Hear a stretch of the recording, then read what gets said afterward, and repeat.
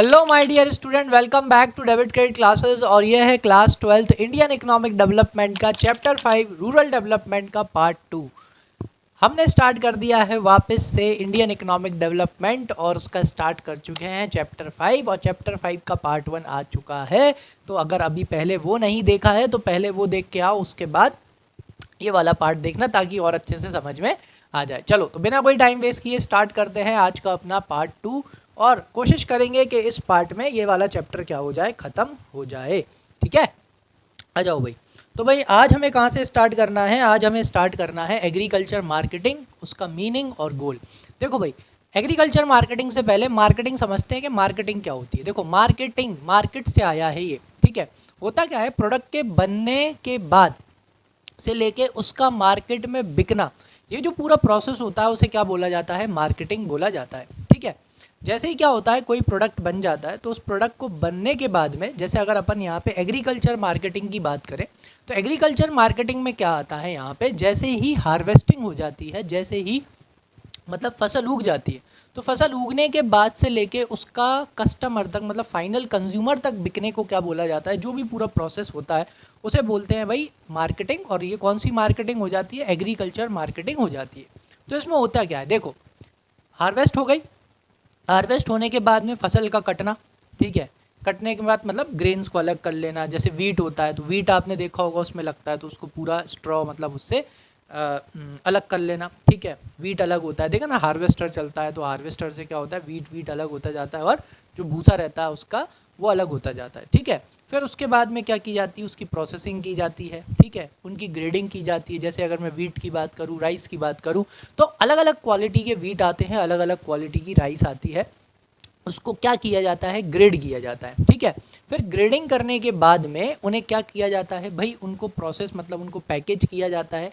किसके according? Buyer के according. ठीक है, कि भाई बायर को किस तरह से वो चाहिए। ठीक, फिर उसके बाद में क्या किया जाता है? इनको मार्केट में बेचा जाता है। ठीक है, और इनको बीच में स्टोर भी किया जाता है कि भाई अगर उस फसल की या उस प्रोडक्ट की क्या नहीं मिल रही है, अभी सही प्राइस नहीं मिल रही है, तो उन्हें क्या करा जाता है? स्टोर भी करके रखा जाता है।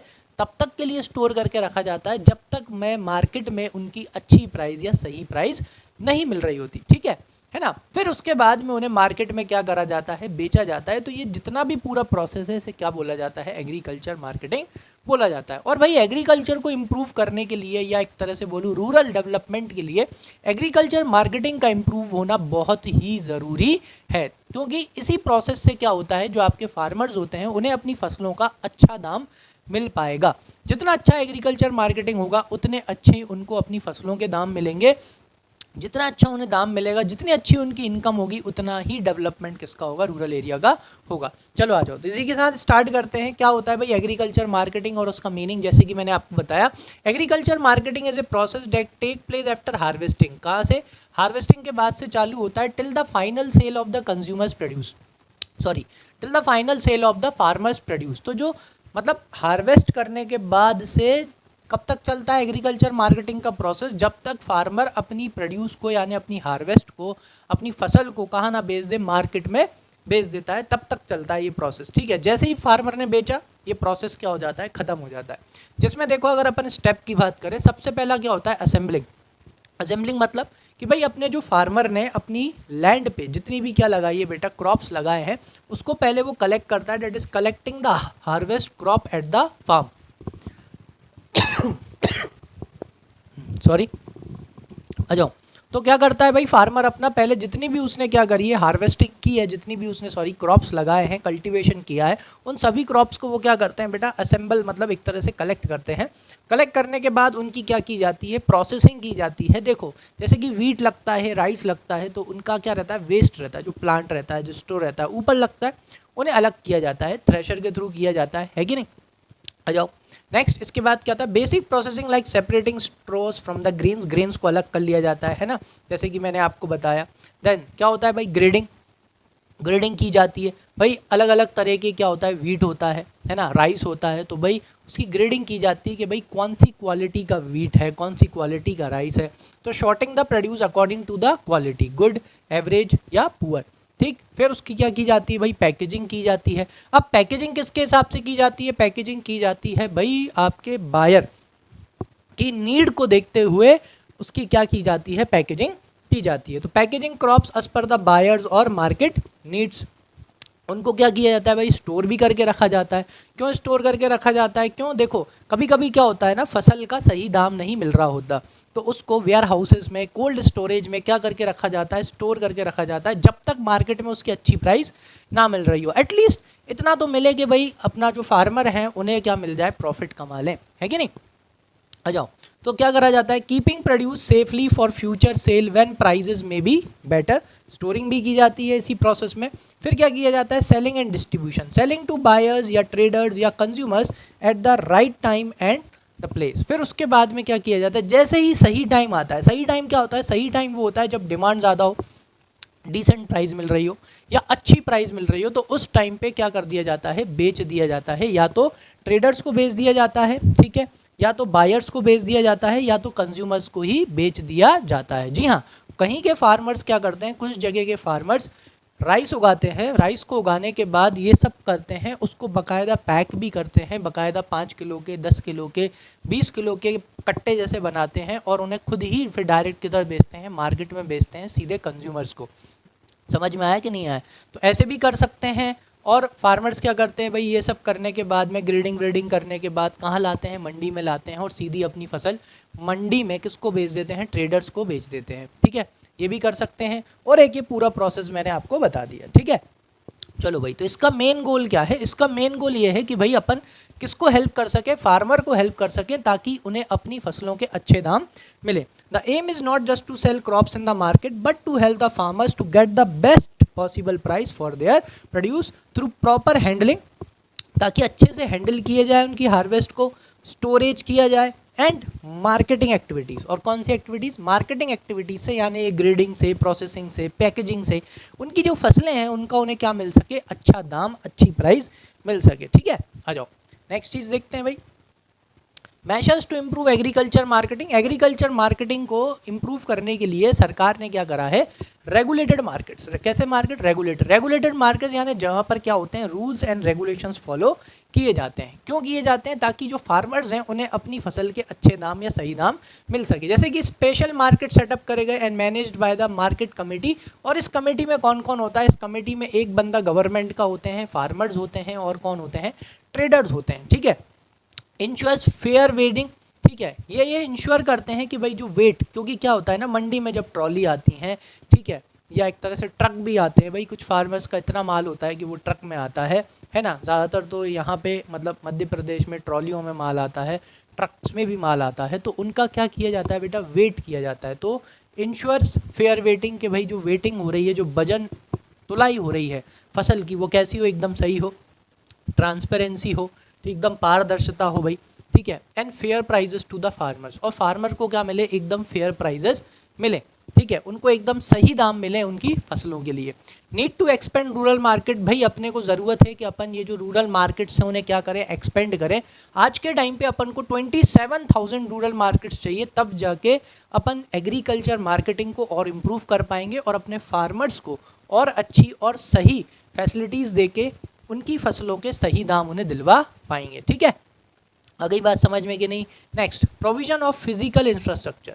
भाई अगर अपने को एग्रीकल्चर मार्केटिंग को इम्प्रूव करना है तो अपने को क्या इम्प्रूव करना पड़ेगा, अपना इंफ्रास्ट्रक्चर इम्प्रूव करना पड़ेगा। इंफ्रास्ट्रक्चर मतलब इसमें सबसे ज़्यादा इंपॉर्टेंट है भाई ट्रांसपोर्ट। क्या, ट्रांसपोर्ट। क्यों भाई, क्योंकि भाई फसलें कहाँ उगती हैं, गाँव में उगती हैं, आई बात समझ में, और फिर उन्हें गांव से कहाँ लाना पड़ता है, शहर लाना पड़ता है। अगर गांवों की शहरों से बहुत अच्छी कनेक्टिविटी हो जाए, बढ़िया ट्रांसपोर्टेशन फैसिलिटी मिल जाए, बढ़िया चकाचक रोड मिल जाए, तो अपना फार्मर क्या कर सकता है बेटा, उस वाले मार्केट में जाके अपनी फसल बेच सकता है जहाँ पर उसके दाम कैसे मिल रहे होंगे, उन्हें ज़्यादा मिल रहे होंगे। और अगर रोड्स अच्छी होंगी तो वो ज़्यादा जल्दी ट्रैवल कर पाएंगे, ज़्यादा जल्दी अपना फसल को सही मार्केट पहुँचा पाएंगे। आई बात समझ में, इसलिए कनेक्टिविटी बहुत ज़्यादा ज़रूरत है।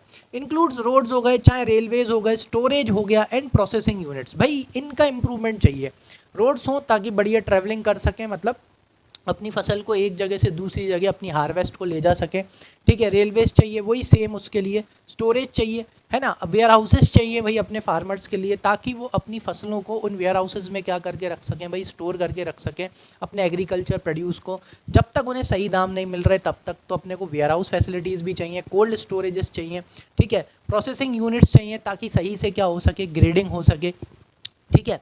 गुड ट्रांसपोर्ट, देखो मैंने अभी बताया था, गुड ट्रांसपोर्ट काय में मदद करता है, help farmers sell produce where they get the better prices. अगर बढ़िया ट्रांसपोर्ट होगा, बढ़िया रोडें होंगी, तो अपने फार्मर क्या करेंगे भाई, अपनी प्रोड्यूस लेके वो मार्केट जाएंगे जहाँ पर उन्हें उस अपनी फसल का अच्छा दाम मिल रहा होगा। स्टोरेज फैसिलिटी तो होगी तो क्या होगा, जैसे कि मैंने आपको बताया, इससे फार्मर्स को इंतज़ार करने का लिए टाइम मिल जाएगा, क्योंकि फसल का रखी है, कोल्ड स्टोरेज में रखी है, तो फसल क्या नहीं होगी, ख़राब नहीं होगी, वहाँ पर वो फसल ज़्यादा टाइम तक रखी जा सकती है। तो वो तब तक रख पाएंगे जब तक उनको मार्केट में क्या नहीं मिल रहा होगा, सही दाम नहीं मिल रहा होगा, ठीक है। फिर तो allow the farmer to wait and sell at the higher prices later, ठीक है, इनसे ये हेल्प मिलेगी। लेकिन अभी भी still 10% of farmer produce is wasted due to the lack of storage. लेकिन आज भी अपने इंडिया में जितना भी अपन प्रोड्यूस करते हैं उसका 10% आज भी क्या हो जाता है, वेस्ट हो जाता है भाई। क्यों? क्योंकि क्या नहीं है, स्टोरेज फैसिलिटीज़ इतनी अवेलेबल नहीं है। आ जाओ, और भाई क्या होना चाहिए, और कोऑपरेटिव एग्रीकल्चर मार्केटिंग सोसाइटीज़, क्या cooperative agriculture marketing society, farmers form cooperatives to sell collectively, ठीक है। तो मतलब एग्रीकल्चर मार्केटिंग को इम्प्रूव करने के लिए फार्मर्स को क्या करना चाहिए, फार्मर्स को अपनी खुद की क्या बना लेनी चाहिए, कोऑपरेटिव सोसाइटीज़ बना लेनी चाहिए, जिसमें फार्मर्स को क्या करना चाहिए, farmers form cooperative society to sell collectively, और फार्मर्स को क्या करना चाहिए, मिलके क्या करना चाहिए, अपनी फसलों को बेचना चाहिए, सेल करना चाहिए।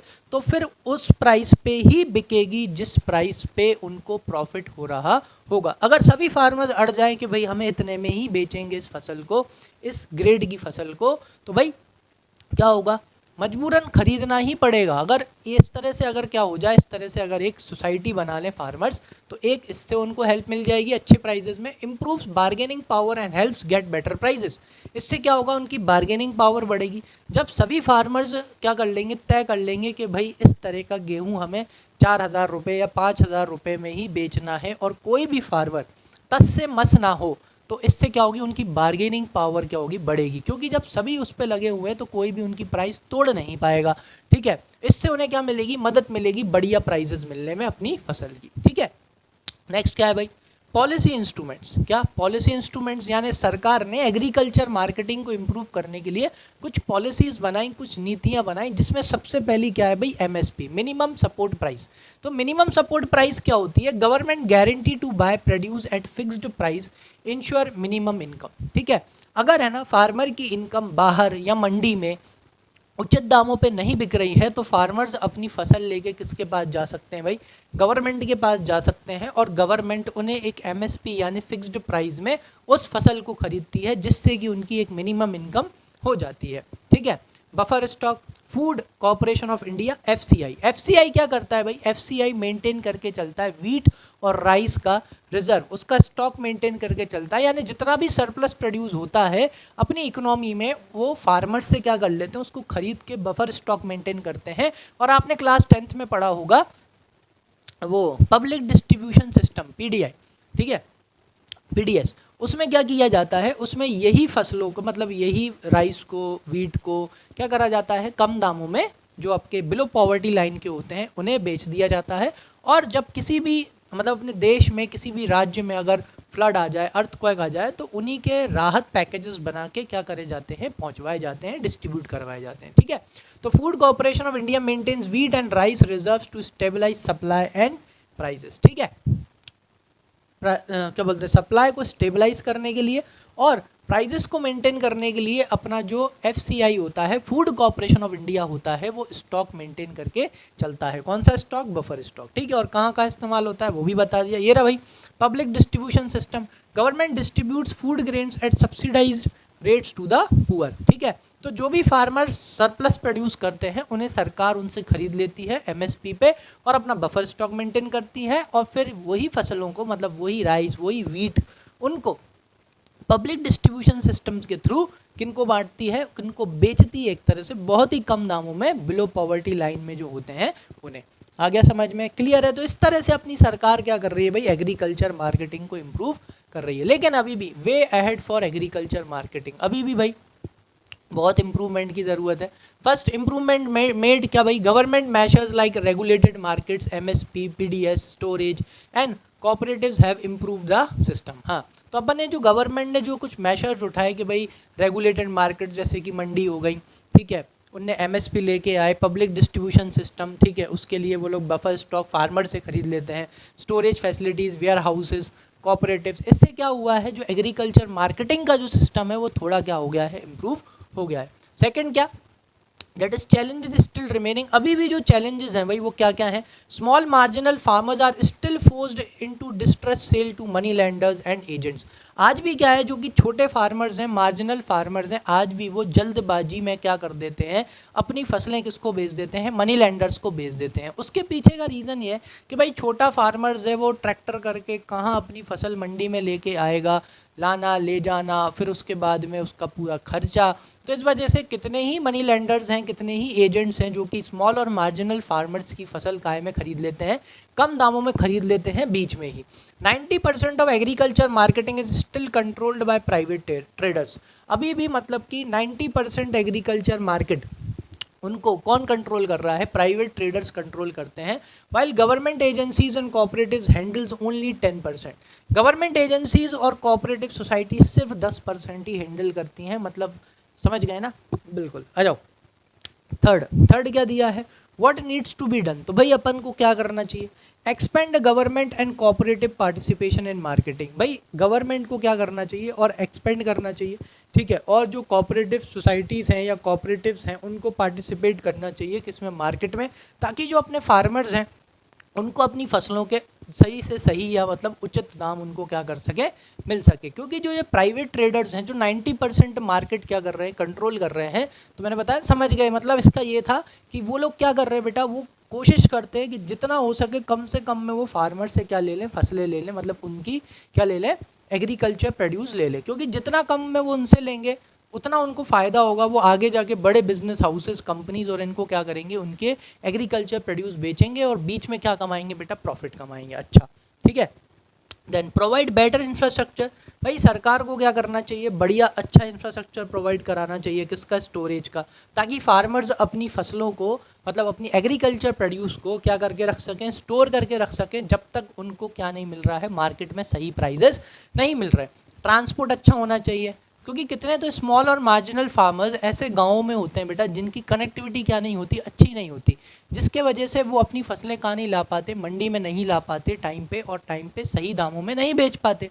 तो ट्रांसपोर्टेशन बहुत इंपॉर्टेंट है। छोटे से छोटे गांव, बड़े से बड़ा गांव, सबको काहे से जोड़ना चाहिए भाई, पास के जितने बड़े बड़े शहर्स हैं उनसे जोड़ना चाहिए सरकार को।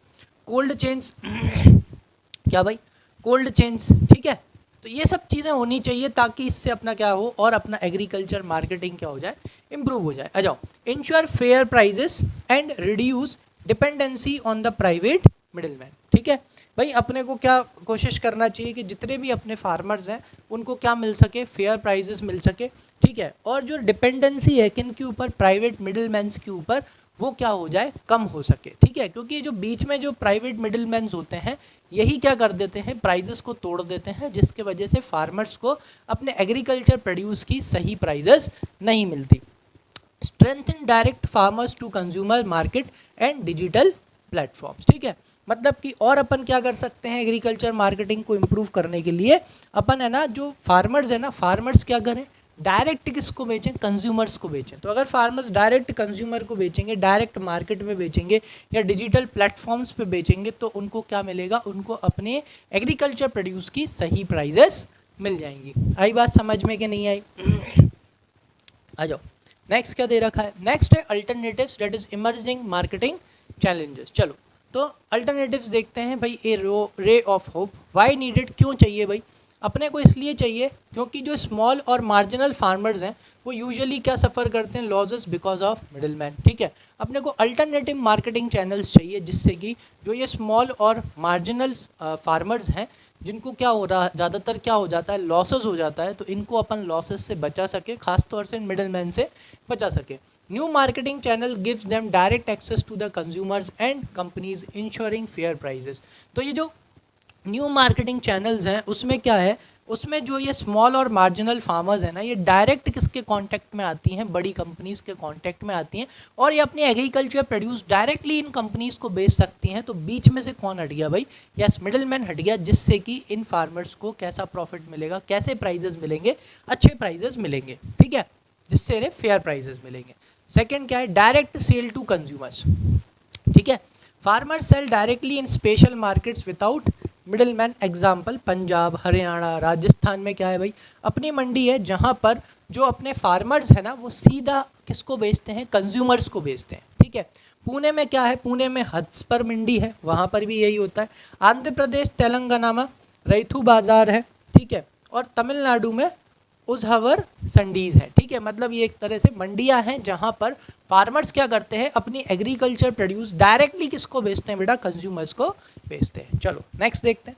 नेक्स्ट में क्या दे रखा है? Contract farming with companies. जी हाँ, अब क्या होने लगा है कि भाई जो कंपनीज है ना डायरेक्टली फार्मर्स से क्या कर लेते हैं? कॉन्ट्रैक्ट कर लेते हैं, एडवांस में ही क्या कर लेते हैं? अपनी फसल बुक कर लेते हैं, ठीक है।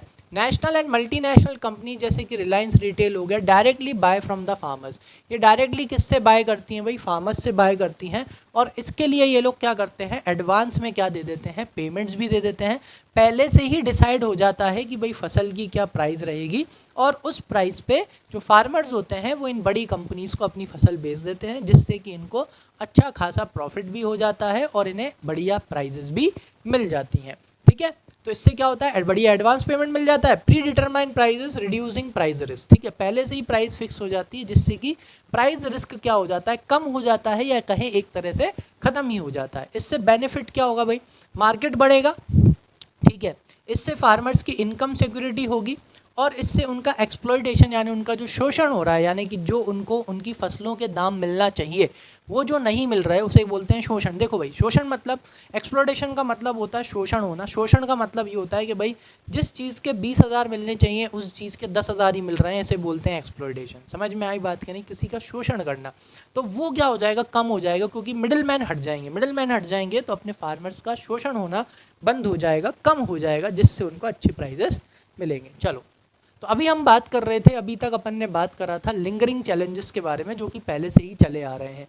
अब अपन बात करेंगे इमर्जिंग चैलेंजेस, जो कि अपने फार्मर्स के सामने आ रहे हैं, जो कि अपने को रूरल डेवलपमेंट करते टाइम सामने आते हैं। तो वो इमर्जिंग चैलेंजेस क्या है? That is diversification of productive activities.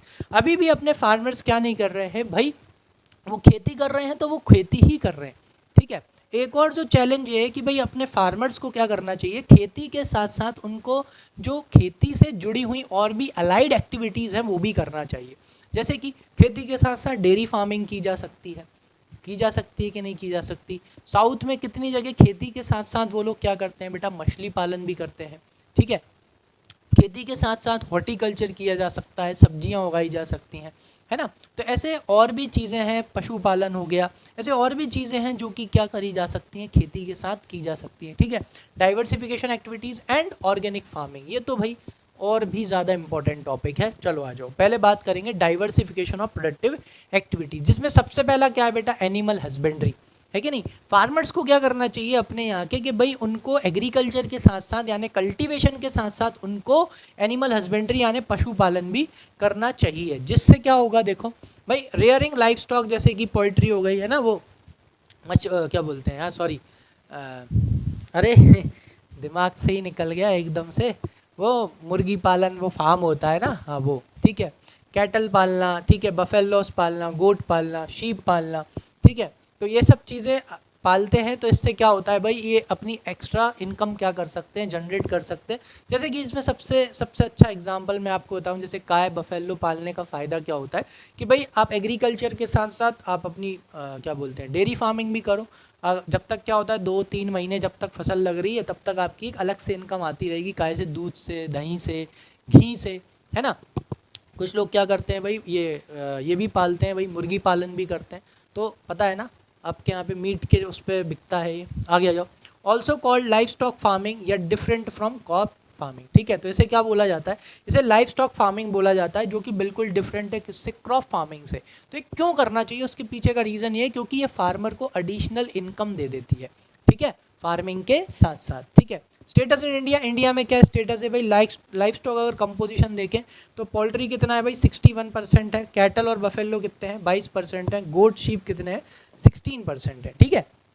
2019 के डेटा में देखें तो 303 million cattles including 110 million buffaloes. Dairy growth की बात करें तो भाई मिल्क प्रोडक्शन इंक्रीज 10 टाइम्स, कितने टाइम बढ़ चुका है 10 टाइम्स बढ़ चुका है, mainly due to the Operation Flood. किसकी वजह से, ऑपरेशन फ्लड के वजह से अपने यहाँ पे जो मिल्क का प्रोडक्शन है वो बढ़ चुका है। अभी भी अगर मैं बता दूं तो अपने यहाँ पे जितने बफेलोज हैं, जितनी काउज हैं, उनके कंपेरिजन में जितना भी मिल्क प्रोड्यूस हो रहा है वो भी कम पड़ता है। जी हाँ, अपने यहाँ पे अभी भी जो मिल्क की डिमांड है वो मीट नहीं कर पा रहे अपन। चलो अदर आउटपुट जैसे कि मीट, एग्स, ये क्यों बोल रहे हैं मत, ये मुर्गी पालन के लिए क्यों बोल रहे हैं, इसके लिए मीट के लिए, एग के लिए। ये शीप, कैटल ये क्यों पाली जाती हैं, किसके लिए पाली जाती हैं, वूल के लिए। By products are becoming important, ये इनके जो बाय प्रोडक्ट्स होते हैं वो कैसे होते हैं, इंपॉर्टेंट होते हैं, जिन्हें बेच के फार्मर्स क्या क्रिएट कर सकते हैं, अपनी एडिशनल इनकम। इसलिए प्रॉब्लम क्या है भाई, लो productivity, poor breeds, outdated methods. इनमें भाई प्रॉब्लम क्या है, इनमें प्रॉब्लम ये है कि इनमें है ना प्रोडक्टिविटी अभी भी कैसी है, कम है। प्रोडक्टिविटी कम क्यों है, उसके पीछे का रीज़न ये है कि अभी भी अपन एनिमल हस्बेंड्री में, पशुपालन में किसका इस्तेमाल करते हैं, अभी भी अपन पुरानी टेक्नोलॉजी का इस्तेमाल करते हैं, जिसके वजह से जो ब्रीड्स हैं वो अभी भी कैसी हैं भाई, पुअर हैं, और अभी भी अपन आउटडेटेड मेथड्स का इस्तेमाल करते हैं इनको पालने में, इनका लालन पालन करने में, जिसकी वजह से इनकी क्वालिटी भी अच्छी नहीं होती है, ठीक है। डेफिशिएंट वेटरनेरियन केयर, भाई जो अपने यहाँ पे वेटरनेरियन केयर, जैसे अपने डॉक्टर होते हैं वैसे ही इनके भी क्या होते हैं, डॉक्टर होते हैं, इनके भी क्या होते हैं भाई, हॉस्पिटल्स होते हैं, क्लिनिक्स होते हैं, जो कि क्या नहीं है, अवेलेबल है ही नहीं। जब अभी ह्यूमंस के लिए अच्छे से अवेलेबल नहीं है तो बेचारे इन जानवरों के लिए क्या अवेलेबल होंगे, that is lack of medical support for the animals. तो इन एनिमल्स के लिए क्या अवेलेबल नहीं है बेटा, मेडिकल सपोर्ट अवेलेबल नहीं है। Large population but low quality livestock compare to the developed countries. Population तो इनकी बहुत अच्छी है, जैसे गाय हो गई, बफेलोज हो गई, इनकी पॉपुलेशन तो बहुत अच्छी है, लेकिन क्या नहीं ना, क्वालिटी अच्छी नहीं है, ठीक है। जैसे कि गाय में क्या होती है ना, जैसे कुछ जर्सी गाय होती हैं वो बहुत अच्छा दूध दे देती हैं, 20-30 लीटर के आसपास एक टाइम, तो 2 टाइम के लगभग 40-50 लीटर के आसपास दे देती हैं, अच्छी गाय। और जो थोड़ी बेचारी नॉर्मल गाय होती हैं वो ज़्यादा 10 लीटर के आसपास एक टाइम में वो दूध देती हैं, कुछ तो शायद उससे भी कम देती हैं। तो ये क्या है, ये क्वालिटी है। आई बात समझ में कि भाई पॉपुलेशन तो अच्छी है इनकी, लेकिन इनकी जो क्वालिटी है वो क्वालिटी कैसी नहीं है, वो क्वालिटी अच्छी नहीं है। अगर अपन किससे कंपेयर करें, डेवलप्ड कंट्रीज से अगर इनकी बात करें, तो इसलिए इनकी प्रोडक्टिविटी भी कैसी है, कम है। सो वे हैड इंट्रोड्यूस मॉडर्न टेक्नोलॉजी, तो अपने को क्या इंट्रोड्यूस करनी पड़ेगी, मॉडर्न टेक्नोलॉजी इंट्रोड्यूस करनी पड़ेगी। Good breeds to raise productivity, अच्छी ब्रीड का इस्तेमाल करना पड़ेगा, तब जाके प्रोडक्टिविटी कैसी होगी, अच्छी होगी, ठीक है। इम्प्रूव वेटनरी सर्विसेज, जो वेटनरी सर्विसेज हैं उन्हें क्या करना पड़ेगा बेटा, इम्प्रूव करना पड़ेगा, ठीक है। प्रोवाइड क्रेडिट फैसिलिटीज़, अपने फार्मर्स को क्या देनी पड़ेंगी, क्रेडिट फैसिलिटीज़ देनी पड़ेंगी, स्मॉल और मार्जिनल फार्मर्स को फॉर लाइफ स्टॉक फार्मिंग, ठीक है। इसलिए क्या आया था, डेयरी फार्मिंग के लिए क्या दिया जाता है, लोन दिया जाता है, मुद्रा लोन, क्या बोलते हैं उसके लिए, खोलने के लिए। Encouraging animal husbandry us sustainable livelihood option in the rural areas, ठीक है। अपने को इनकरेज करना चाहिए किसको, फार्मर्स को, किसके लिए, एनिमल हस्बेंड्री के लिए। ये क्या है, एक सस्टेनेबल लाइवलीहुड ऑप्शन है, किसमें, रूरल एरियाज़ में। क्योंकि अगर जब तक आपकी फसल उग रही है तब तक फार्मर क्या रहता है, फ्री रहता है। 2 से 3 महीने उसके पास ज़्यादा टाइम नहीं, मतलब ज़्यादा काम नहीं होता, सिर्फ सोइंग और हार्वेस्टिंग के टाइम पे ही उसके पास क्या होता है, काम होता है। बीच के जो महीने रहते हैं फ्री रहता है, तो उस टाइम पे ये काम करके वो क्या कर सकता है बेटा, अपनी एडिशनल इनकम जनरेट कर सकता है। और एक क्या है, ये एक सस्टेनेबल लाइवलीहुड है, इससे कोई इन्वायरमेंट को क्या नहीं हो रहा, हार्म भी नहीं हो रहा है, समझ में आ गया। और बड़ी उससे प्रोडक्शन भी हो रही है ना, मतलब इनके बाय प्रोडक्ट्स, ठीक है।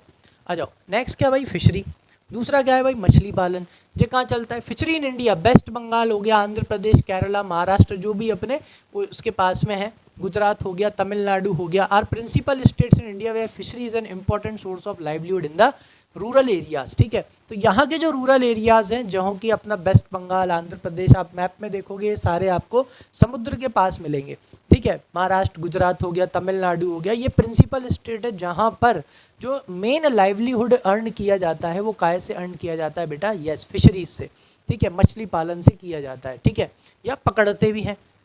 इंपॉर्टेंट सोर्स ऑफ लाइवलीहुड है भैया, कॉन्ट्रीब्यूट्स, फिश प्रोडक्शन कितना है, 0.9% ऑफ इंडिया GDP, कम है।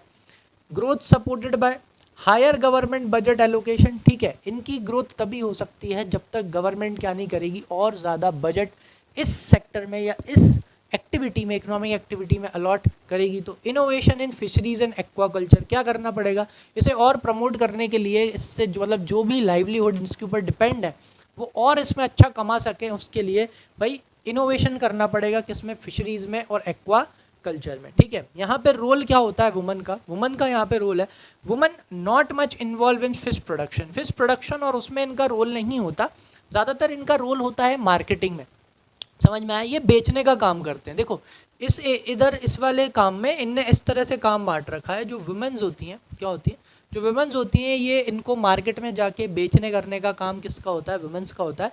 मेंस का काम क्या होता है, मेंस का काम होता है यहाँ पे इन्हें या तो वो प्रोड्यूस करते हैं या तो वो जाके इन्हें क्या करके लाते हैं, समुद्र से पकड़ के लाते हैं, और वुमेन्स इनको क्या करती हैं, बेचती हैं, ठीक है।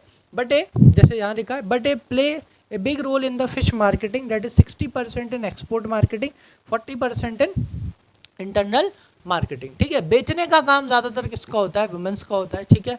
चलो अब यहाँ पे दे रखा है कि भाई 60% क्या करा जाता है, एक्सपोर्ट किया जाता है, और 40% या इंटरनल मार्केट में ही क्या करा जाता है, बेचा जाता है। प्रॉब्लम्स क्या है भाई फिशरीज़ के, फिशरी की प्रॉब्लम है सबसे पहला social issue, unemployment, low income, और क्या है, इलिटरेसी है, ठीक है। यहाँ पे क्या है ना बेटा, अनएम्प्लॉयमेंट ज़्यादा है किसमें, फिशरी में, ठीक है, और इनकम भी कैसी है, इनकम भी बहुत कम है, और इलिटरेसी कैसी है, ज़्यादा है। देखो इलिटरेसी ज़्यादा क्यों है, सिंपल सी बात है, जब इनकम कम है तो इनकम कम होगी तो भाई फूड क्लोथिंग शेल्टर ही अफोर्ड कर लें, वही बहुत बड़ी बात है, तो उसके बाद एजुकेशन तो दूर की बात हो जाती है, इसलिए यहाँ पे इलिटरेसी भी कैसी है, ज़्यादा है। इकोनॉमिक इशू क्या है भाई, वाइड स्प्रेड डेप्ट और लैक ऑफ क्रेडिट, क्योंकि होता क्या है ना, इनकी इनकम कम होती है तो उसकी वजह से ये लोग अपनी डेली नीड्स के लिए क्या ले लेते हैं बेटा, लोन ले लेते हैं, और लोन लेने के वजह से क्या हो जाता है, यस, कर्जे में फंस जाते हैं, और इनको क्या नहीं मिलता, यस, इनको जो फॉर्मल क्रेडिट होता है वो भी नहीं मिलता, तो इनको ज़्यादातर पैसा ये जो साहूकार मनी लेंडर्स वो होते हैं उनसे लेना पड़ता है, ठीक है। Environmental issues, over fishing, water pollution, भाई इसमें भी दिक्कत है ना। अब ओवर फिशिंग करने से क्या होगा, ओवर फिशिंग करने से अपने इन्वायरमेंट को क्या होता है, हार्म होता है, ठीक है, क्योंकि ये जो फिशेस है ना, ये सिर्फ क्या नहीं करती, सिर्फ वो समुद्र में रहती नहीं है, एक तरह से ये पूरा जो एक्वा कल्चर है, मतलब अंदर जैसे अपना इकोसिस्टम है, तो वो भी इसी का पार्ट है। तो ये सब इनकी जो पॉपुलेशन है वो सब मेंटेन करके चलता है, बैलेंस बना के चलता है, ठीक है। आ गई बात समझ में, अगर ज़्यादा ओवर फिशिंग होगी तो इससे वो जो बैलेंस है वो क्या हो जाएगा, बढ़ जाएगा, जिसके वजह से, या बिगड़ जाएगा, जिसके वजह से क्या होगा, यस, अपने इन्वायरमेंट को क्या होगा, हार्म होगा, क्योंकि ये जो मछलियाँ होती हैं ये अपने समुद्र को साफ रखने में बहुत ज़्यादा इंपॉर्टेंट रोल प्ले करती हैं, ठीक है। आ जाओ वाटर पोल्यूशन, एक और क्या है भाई, वाटर पोल्यूशन भी हो रहा है कि नहीं, आपको पता है इंडस्ट्रीज़ और इनके वजह से वाटर पोल्यूशन हो रहा है। तो ये वाटर पोल्यूशन से किसकी क्वालिटी के ऊपर इफेक्ट पड़ता है, इससे अपनी फिशेज़ या फिशरीज़ होती हैं उनकी क्वालिटी के ऊपर इफेक्ट भी पड़ता है, तो एक प्रॉब्लम ये भी है भाई। आ जाओ सोल्यूशंस क्या है भाई, तो provide credit facility to reduce the dependence on money lenders, ठीक है, जैसे कि मैंने आपको बताया था कि अगर अपने को इनकी कंडीशन क्या करनी है, इम्प्रूव करनी है मछुआरों की, तो क्या करना पड़ेगा, सरकार को इनको क्रेडिट फैसिलिटीज़ प्रोवाइड कराना पड़ेगा, ताकि ये मनी लेंडर्स से जाके पैसा ना लें, और जब सरकार या गवर्नमेंट बैंक्स इनको क्रेडिट फैसिलिटी देगा तो उससे इनको क्या मिलेगा, कम रेट ऑफ इंटरेस्ट पे लोन मिल जाया करेगा। Micro finance by SHGs for small fishing families, ठीक है, माइक्रो फाइनेंस कराना चाहिए, स्मॉल ये सेल्फ हेल्प ग्रुप्स बनवाना चाहिए किनके, ये स्मॉल फिशिंग फैमिलीज़ के, ताकि इन्हें आपस में ही जो छोटी छोटी क्रेडिट नीड्स हैं वो आपस में क्या कर सकें, ये लोग फुलफ़िल कर सकें। Improve and spread modern fishery technology, ठीक है, क्या करना चाहिए, जो मॉडर्न फिशरी टेक्नोलॉजी है, एक तो मछली पालन के या फिशेस को पकड़ने का, या वो जो भी है, वो जो मॉडर्न टेक्नोलॉजी है वो उसके बाद वो इनको क्या करना चाहिए, उसे मतलब टेक्नोलॉजी को इम्प्रूव करना चाहिए और इन्हें प्रोवाइड भी करवाना चाहिए। Support fishing communities with training and infrastructure, जो फिशिंग कम्युनिटीज़ हैं, जो मछुआरे हैं, उनको क्या मिलनी चाहिए भाई, उनको ट्रेनिंग प्रोवाइड कराना चाहिए, उनको सपोर्ट प्रोवाइड कराना चाहिए, ताकि वो अपनी कंडीशंस को क्या कर सकें, इम्प्रूव कर सकें, ठीक है। इंफ्रास्ट्रक्चर को और क्या करना चाहिए, उनके लिए बेहतर करना चाहिए। अच्छा हॉर्टिकल्चर, हॉर्टिकल्चर क्या होता है आपको पता होगा, हॉर्टिकल्चर यानी सब्जियां, फूल, है ना, फल, इन सबको उगाने को क्या बोलते हैं, हॉर्टिकल्चर बोलते हैं। आ जाओ, तो about horticulture, alternative source of rural employment होता है, जैसे कि मैंने आपको बताया था कि फार्मर्स को क्या करना चाहिए बेटा, वीट मतलब पल्सेस, सीरियल्स, ये सब उगाने के साथ साथ में उनको हॉर्टिकल्चर भी कर लेना चाहिए। ठीक है, सब्जियां 12 महीने लगती हैं, कैसी लगती हैं, यस 12 महीने सब्जियां लगती हैं, है ना। तो उससे क्या होगा, more like diversification of crop farming. तो एक तरह से हॉर्टिकल्चर से क्या होगा, डाइवर्सिफिकेशन हो जाएगा किसका, क्रॉप फार्मिंग का, यानी क्रॉप फार्मिंग के साथ साथ फार्मर्स फ्रूट्स उगा सकते हैं, वेजिटेबल्स उगा सकते हैं, फ्लावर्स हो गए, स्पाइसेस हो गए। ठीक है, आ जाओ, हॉर्टिकल्चर की बात करते हैं। इंडिया में कम से कम 1/3 कितना कंट्रीब्यूट करता है, 1/3 of the agriculture output and 6% of the GDP. जितना भी एग्रीकल्चर आउटपुट होता है उस एग्रीकल्चर आउटपुट में से 1/3 एग्रीकल्चर आउटपुट किसका होता है, हॉर्टिकल्चर का होता है, और ये अपनी जीडीपी का 6% क्या करता है, कंट्रीब्यूट करता है। इंडिया सेकंड लार्जेस्ट प्रोड्यूसर है किसका, फ्रूट्स का, वेजिटेबल्स का, किसमें, वर्ल्ड में। और लीडिंग प्रोड्यूसर ऑफ, लीडिंग मतलब आगे आता है किसमें, मैंगोज में, बनानास, कोकोनट्स, कैजू नट्स हो गए, स्पाइसेस हो गए, इन सब में अपना इंडिया क्या आता है, लीड करता है, आगे आता है। गोल्डन रिवोल्यूशन 1991 से लेकर 2012 में high productivity growth in horticulture. Horticulture में अपनी प्रोडक्टिविटी कैसी थी, यानी पर हेक्टर जो अपनी प्रोडक्शन थी वो कैसी थी, ज़्यादा थी, जिसको क्या बोला गया, गोल्डन रिवोल्यूशन बोला गया था प्रोडक्टिविटी के वजह से। इंपॉर्टेंस, ये क्या प्रोवाइड करता है, source of sustainable living in the rural areas. तो ये रूरल एरियाज में एक बढ़िया सस्टेनेबल क्या प्रोवाइड कराता है, ये एक सस्टेनेबल सोर्स है जिससे कि अपने जो फार्मर्स हैं एक बढ़िया इनकम क्या कर सकते हैं, अर्न कर सकते हैं। ठीक है, raised income levels of the farmers, बहुत से जो फार्मर्स हैं जो हॉर्टिकल्चर का काम करते हैं उनकी इनकम लेवल्स को क्या करा है, बढ़ाया है हॉर्टिकल्चर ने। ठीक है, reduce economic vulnerability of the small and marginal farmers. तो जो स्मॉल और मार्जिनल फार्मर्स होते हैं अगर वो क्रॉप फार्मिंग के साथ साथ अगर वो हॉर्टिकल्चर की भी क्या करें, मतलब ये फल फूल भी उगाएं, वेजिटेबल्स भी उगाएं, तो उससे क्या होगा, उनकी जो इकोनॉमिक वर्नेबिलिटी है, इकोनॉमिक वर्नेबिलिटी मतलब जिसे क्षति पहुंचाई जा सके, जिसे आप हार्म कर सको। देखो स्मॉल और मार्जिनल फार्मर्स के साथ दिक्कत क्या है कि भाई उनके पास जगह कम है, लैंड कम है, तो क्रॉप कैसे निकलेंगे, कम निकलेंगे, और अगर फसल अच्छी नहीं हुई तो फिर वो फंस जाएंगे क्योंकि फिर उससे उनकी इनकम नहीं होगी। मतलब वो क्या हो गया, इकोनॉमिक वर्नेबिलिटी आ गई, अब उन्हें लोन लेना पड़ेगा, और फिर कहीं दिक्कत आ गई तो फिर लोन के ऊपर लोन लेना पड़ेगा। लेकिन अगर वो इसी के साथ साथ क्या करें, अगर वो इसी के साथ साथ हॉर्टिकल्चर करें, मतलब फ्रूट्स उगाएं, वेजिटेबल्स उगाएं, तो उससे क्या रहेगा, वो इतने इकोनॉमिकली वर्नरेबल नहीं होंगे। आई बात समझ में, क्योंकि यहाँ से उनकी क्या आती रहेगी, इनकम आती रहेगी, तो इससे उनकी इकोनॉमिक वर्नेबिलिटी क्या हो जाती है बेटा, कम हो जाती है। ठीक है, क्या क्रिएट करा है भाई, क्रिएटेड एम्प्लॉयमेंट फॉर वुमेन्स, जैसे कि फ्लावर हार्वेस्टिंग हो गई, नर्सरी मेंटेनेंस, पता है ना छोटे छोटे पौधे बनाए जाते हैं, है ना, hybrid seed production and tissue culture, और फूड प्रोसेसिंग। तो इससे क्या हुई है, इससे है ना एक तरह से क्या क्रिएट हुई है बेटा, एम्प्लॉयमेंट क्रिएट हुई है। 20% of rural employment comes from horticulture and allied activities. तो मतलब जो अपनी एग्रीकल्चर में जो एम्प्लॉयमेंट है, गाँव में जो एम्प्लॉयमेंट है, उसकी जो 20% एम्प्लॉयमेंट है वो कहाँ से होती है भाई, हॉर्टिकल्चर से, और जो भी एग्रीकल्चर से जुड़ी हुई अलाइड एक्टिविटीज़ होती हैं उनसे। ठीक है, ट्रिगरिंग इश्यूज क्या है यहाँ पे, expansion of horticulture land came at A cost of pulses cultivation. हाँ भाई, अगर क्या उगाए जाएंगे, अगर हॉर्टिकल्चर किया जाएगा यानी फल फूल ये सब उगाए जाएंगे, वेजिटेबल्स उगाए जाएंगे, तो इसका रिजल्ट क्या निकलेगा कि भाई जो कॉस्ट ऑफ पल्सेस कल्टीवेशन वो क्या हो जाएगी, कम हो जाएगी।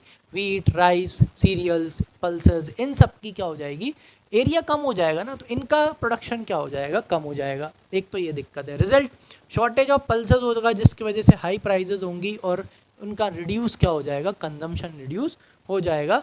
और this was the protein deficiency for vegetarian house hold. तो जो वेजिटेरियन हाउस होल्ड है, जो कि इन्हीं के मतलब जो भी प्रोटीन उन्हें मिलता है, जो कि इसी से मिलता है, आपको पता ही है, पल्सेस से, दालों से, इनसे जो प्रोटीन मिलता है तो वो उन्हें मिलेगा नहीं। क्यों? क्योंकि कम प्रोड्यूस होगा तो डिमांड ज़्यादा, सप्लाई कम, प्राइजेस कैसी हो जाएंगी, ज़्यादा हो जाएंगी, जिससे कि बहुत सारे मिडिल क्लास या लोअर क्लास हाउस होल्ड्स जो होंगे इंडिया के, वो इन्हें अफोर्ड नहीं कर पाएंगे, जिससे उनका प्रोटीन इनटेक और क्या हो जाएगा, कम हो जाएगा। तो ये एक ट्रिगरिंग इशू है अगर अपन इसको ज़्यादा प्रमोट करते हैं तो।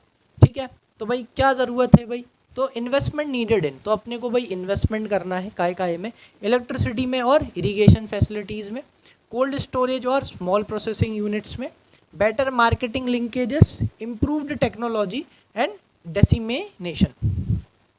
ठीक है, अब अपने को यहाँ पे क्या कराना पड़ेगा भाई, इन्वेस्टमेंट की ज़रूरत है काय में, कि भाई इलेक्ट्रिसिटी और इरिगेशन फैसिलिटीज़ में, क्योंकि इलेक्ट्रिसिटी होगी तभी तो क्या हो पाएगा कंटिन्यूसली या सही तरीके से इरिगेशन फैसिलिटी, मतलब पानी दे पाएंगे, क्योंकि भाई पानी काहे से दिया जाता है, मोटर चला के दिया जाता है, उसके लिए लाइट की बड़ी ज़रूरत होती है कि नहीं। आई बात समझ में कि नहीं आया। और कोल्ड स्टोरेज चाहिए, स्मॉल प्रोसेसिंग यूनिट्स चाहिए, कोल्ड स्टोरेज चाहिए ताकि इनको क्या करा जा सके, स्टोर करके रखा जा सके तब तक जब तक इनके क्या नहीं मिल रहे हैं, सही प्राइजेस नहीं मिल रहे हैं। ठीक है, फिर उसके बाद बेटर मार्केटिंग लिंकेजेस क्या चाहिए, बहुत अच्छे मार्केट लिंकेजेस चाहिए। क्यों, क्योंकि बेटा जो हॉर्टिकल्चर है, मतलब सब्जी हो गए, फल फूल हो गए, इनको ज़्यादा टाइम के लिए आप सिर्फ रूरल एरिया में नहीं रख सकते। जैसे ही ये उगते हैं इनको कहाँ पहुँचाना पड़ता है, मार्केट में, वेजिटेबल मार्केट में, फ्लावर मार्केट में इनको पहुँचाना पड़ता है। तो इसके लिए मार्केट से लिंकेज, यानी एक तरह से रोड्स, ट्रांसपोर्टेशन कैसा चाहिए, एकदम बढ़िया चाहिए। ठीक है ना।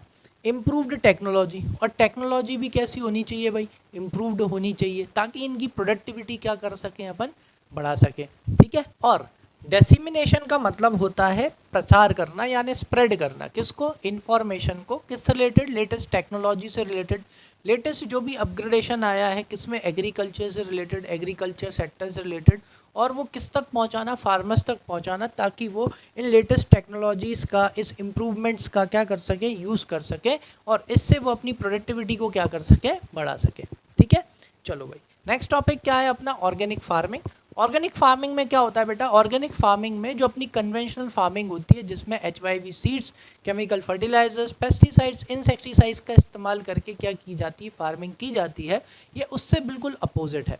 ऑर्गेनिक फार्मिंग क्या है, एक सस्टेनेबल डेवलपमेंट का, या एक कहें कि भाई खेती करने का एक सस्टेनेबल तरीका है, जो कि कन्वेंशनल फार्मिंग में जो भी लग रहा है उसे हटा दिया जाए, यानी ऑर्गेनिक मैन्योर, सीड्स, उनका इस्तेमाल करके फार्मिंग की जाती है। सारे का सारा नेचुरल रिसोर्सेज को क्या किया जाता है, नेचुरल चीज़ों को क्या करा जाता है, यूज़ किया जाता है। यहाँ पे chemical fertilisers, pesticides, insecticides, HYV seeds, इनका क्या नहीं करा जाता, यूज़ नहीं किया जाता। यहाँ पे ऑर्गेनिक मैन्योर का क्या करा जाता है, इस्तेमाल किया जाता है, क्या करने के लिए, खेती करने के लिए।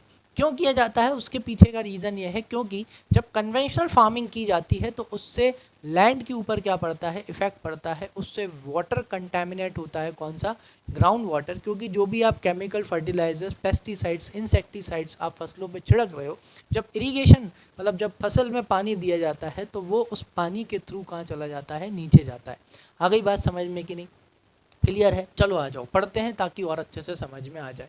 तो ऑर्गेनिक फार्मिंग क्या है, is another emerging challenge in the context of rural development of the Indian economy. ये भी एक भाई उभर के आ रहा है चैलेंज अपने लिए। क्यों, क्योंकि देखो भाई, जितना अपन उससे फार्मिंग करते रहेंगे ज़मीनें बंजर होती जाएंगी, उनकी सॉइल की फर्टिलिटी क्या होती जाएगी, कम होती जाएगी। अगर हमें सस्टेनेबल डेवलपमेंट चाहिए रूरल एरियाज़ का, तो हमें ऑर्गेनिक फार्मिंग अडॉप्ट करनी पड़ेगी। उसी के वजह से अपनी जो ज़मीनें हैं वो लंबे टाइम तक चल पाएंगी। ठीक है, आ जाओ। So organic farming is emerging to be a global challenge in the view of the fact that the excessive use of chemical fertilizers has become a serious issue of the environmental degradation। क्योंकि जो अपन conventional farming कर रहे हैं, जिसमें अपन HYV seeds, chemical fertilisers, pesticides, insecticides का इस्तेमाल कर रहे हैं, वो एक्चुअल में अपने इन्वायरमेंट को क्या कर रहे हैं बेटा, हार्म कर रहे हैं, जिससे अपनी सॉइल की फर्टिलिटी तो कम हो ही रही है, धीरे धीरे क्या होगा, ज़मीनें बंजर हो जाएंगी। ठीक है, इनके वजह से जो अपना ग्राउंड वाटर है वो भी क्या हो रहा है, कंटेमिनेट हो रहा है, वो भी पल्यूट हो रहा है। और इस फार्मिंग के वजह से क्या हो रहा है, अपन सेहत के ऊपर भी बहुत क्या हो रहा है, प्रॉब्लम्स आ रही हैं, बीमारियां हो रही हैं। ये सब क्योंकि इन्हीं केमिकल फर्टिलाइजर्स और पेस्टिसाइड्स की वजह से हो रहा है, जो कि फार्मिंग में इस्तेमाल किए जाते हैं, और ये अपने इन्वायरमेंट को भी क्या कर रहे हैं, हार्म कर रहे हैं। Concept, so farming system that relies on organic inputs. तो भाई ऑर्गेनिक फार्मिंग क्या है, ऑर्गेनिक फार्मिंग में पूरा इनपुट कैसा होता है, ऑर्गेनिक होता है। एनिमल मैन्योर, ठीक है, खाद बनाई जाती है, कंपोस्ट, बायो फर्टिलाइजर्स का यहाँ पे क्या किया जाता है, इस्तेमाल किया जाता है। यानी कि यहाँ पे पूरा का पूरा नेचुरल चीज़ें क्या करी जाती हैं, यूज़ की जाती हैं। इसका एम क्यों है कि भाई क्यों ऑर्गेनिक फार्मिंग का इस्तेमाल किया जाए, aim to restore and maintain the ecological balance and ensure sustainable agriculture. भाई ऑर्गेनिक फार्मिंग क्या करेगी, ऑर्गेनिक फार्मिंग अपनी जो सॉइल है उसे रीस्टोर कर देगी, जो इकोलॉजिकल बैलेंस है उसको वो क्या करेगा, मेंटेन करके रखेगा, और इससे इंश्योर हो जाएंगे। इससे क्या होगा बेटा, इससे सस्टेनेबल डेवलपमेंट होगा, यानी कि यही ज़मीनें जो कि शायद 20 साल बाद 25 साल बाद बंजर हो जाएं, यही ज़मीनें सालों साल तक फर्टाइल रहेंगी, और इनसे अपन सालों साल तक क्या कर पाएंगे, इनके ऊपर कल्टीवेशन कर पाएंगे। और अगर इतनी ही तेज़ी से अगर अपन कन्वेंशनल फार्मिंग करती रहे तो ये ज़मीनें ख़राब हो जाएंगी, ख़त्म हो जाएंगी, बंजर हो जाएंगी। रिजेक्ट्स केमिकल फर्टिलाइजर्स, तो यहाँ पे केमिकल फर्टिलाइजर्स नहीं लगते, पेस्टिसाइड्स का इस्तेमाल, इंसेक्टिसाइड्स का इस्तेमाल नहीं करना पड़ता, जो कि अपनी सॉइल को हार्म करते हैं, वाटर को भी हार्म करते हैं, अपने लाइफ स्टॉक को भी हार्म करते हैं, और अपने इकोसिस्टम को भी ये क्या करते हैं, हार्म करते हैं। क्योंकि इन केमिकल फर्टिलाइजर्स पेस्टिसाइड्स से इंसेक्ट्स और इनको क्या कर दिया जाता है, मार दिया जाता है, मर जाते हैं वो, और वो बहुत इंपॉर्टेंट रोल प्ले करते हैं डीकम्पोजिशन में। ठीक है, आ जाओ। Focus on social health, soil health है, किसके ऊपर फोकस होता है, सोइल हेल्थ के ऊपर फोकस होता है। इससे लॉन्ग टर्म सस्टेनेबिलिटी आती है, मतलब ये ज़मीनें लंबे टाइम तक चलेंगी, लंबे टाइम तक फर्टाइल रहेंगी। ठीक है, इससे अपन लंबे टाइम तक इन ज़मीनों के ऊपर क्या कर पाएंगे, फार्मिंग कर पाएंगे। ठीक है, आगे आ जाओ। Supported by rising global demand for organic food. ठीक है, ग्लोबल में डिमांड है 10% of food system in developed countries. ठीक है, organic food often sold at, जो ऑर्गेनिक फूड होता है वो 10 से 100% हायर प्राइजेस पे बेचा जाता है देन कन्वेंशनल फूड। देखो उसके पीछे का रीज़न क्या है, उसके पीछे का रीज़न ये है कि ऑर्गेनिक फार्मिंग से जब खेती की जाती है तो क्या होता है, उनकी जो प्रोडक्शन है वो कैसी है भाई, कम होती है। आ गई बात समझ में। जैसे कन्वेंशनल फार्मिंग में प्रोडक्शन कैसी होती है, बहुत ज़्यादा होती है, लेकिन यहाँ पे इनकी जो प्रोडक्टिविटी है वो कैसी है, ऑर्गेनिक फार्मिंग में प्रोडक्टिविटी कम है। तो मतलब डिमांड ज़्यादा है और सप्लाई कैसी है, कम है, जिसके वजह से इनकी प्राइसेस 10 से 100% ज़्यादा होती है। कौन सी वाली, अपनी जो नॉर्मल जो फूड, मतलब जो वेजिटेबल्स और वो सब आते हैं उनसे, कन्वेंशनल फूड से। चलो, एडवांटेजेस क्या है भाई ऑर्गेनिक फार्मिंग का। सबसे पहला तो एडवांटेज ये है, no use of non renewable resources.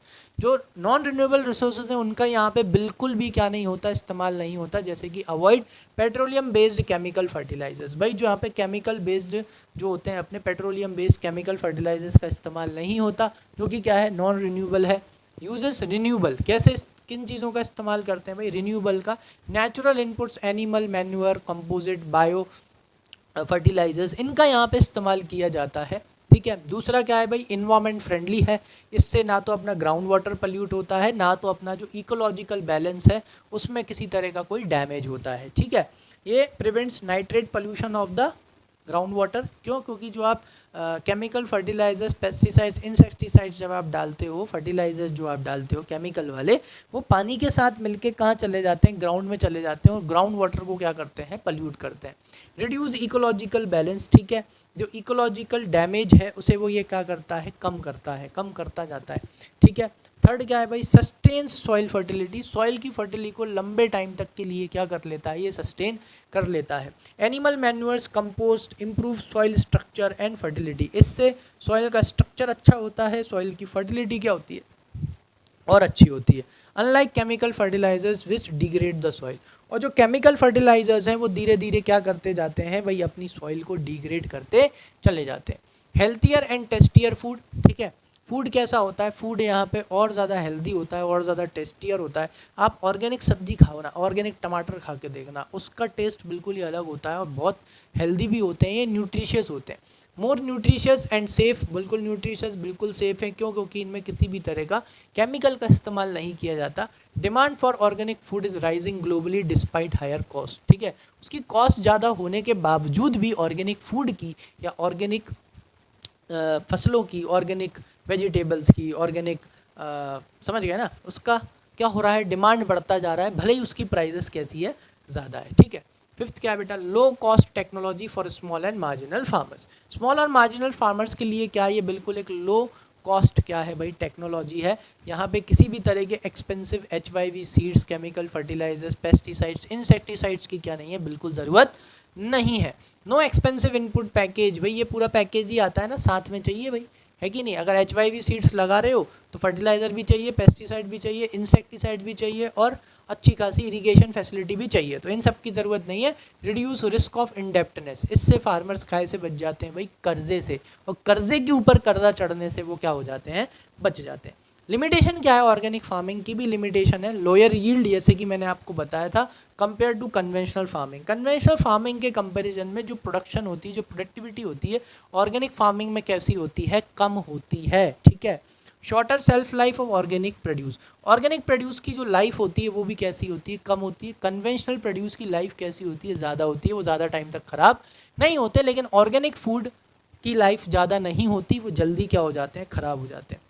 Not cost efficient in the production terms, अगर प्रोडक्शन टर्म्स में देखें तो ये कॉस्ट एफिशिएंट नहीं है, क्योंकि इनकी जो कीमत है वो कैसी पड़ती है भाई, ज़्यादा पड़ती है, इनकी कॉस्ट ज़्यादा पड़ती है। However higher prices of organic food compensate for lower yield, ठीक है। तो जो यहाँ पे हायर प्राइसेस होती हैं ऑर्गेनिक फूड की, वो किसको कंपनसेट कर देती हैं, उसकी लो यील्ड को कंपनसेट कर देती है। मतलब भले ही अगर इनकी प्रोडक्शन कम है, लेकिन इनकी प्राइस कैसी मिलती है, इनकी प्राइस अच्छी मिलती है, तो ये इसे कंपनसेट कर देती है। आ जाओ नेक्स्ट क्या दे रखा है, कंक्लूजन भाई चैप्टर का and. Organic farming is environment friendly है, सस्टेनेबल है, फार्मर फ्रेंडली है, ठीक है। Despite limitation it is better long term alternative, भले ही इसमें लिमिटेशंस हैं, लेकिन ये लॉन्ग टर्म परस्पेक्टिव से देखा जाए तो ये one of the best alternative है, ठीक है। किसके कंपैरिजन में, कन्वेंशनल फार्मिंग के कंपैरिजन में।